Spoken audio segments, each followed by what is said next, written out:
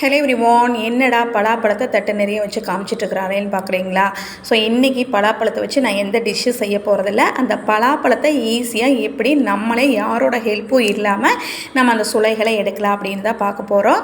So பலாப்பழத்தை முழுசாக நம்ம வாங்கிட்டு வந்து வச்சுருப்போம். ஸோ யாராவது கட் பண்ணி தருவாங்களா, எடுத்து தருவாங்களான்னு அப்படியே 2 நாள் வச்சு பார்த்துட்ருப்போம்.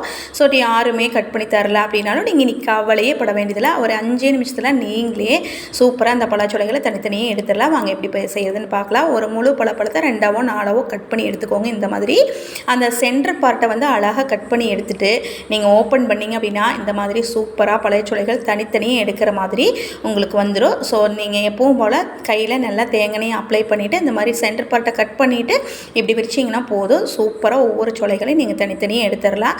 ஸோ நான் இந்த ட்ரிக்கை வந்து ஃபாலோ பண்ணேன். இது உங்களுக்கு யூஸ்ஃபுல்லாக இருக்கும்னு நினைக்கிறேன். கண்டிப்பாக உங்கள் ஃப்ரெண்ட்ஸ் அண்ட் ஃபேமிலிக்கு ஷேர் பண்ணிவிட்டு நம்ம சேனலை மறக்காமல் சப்ஸ்கிரைப் பண்ணிக்கோங்க.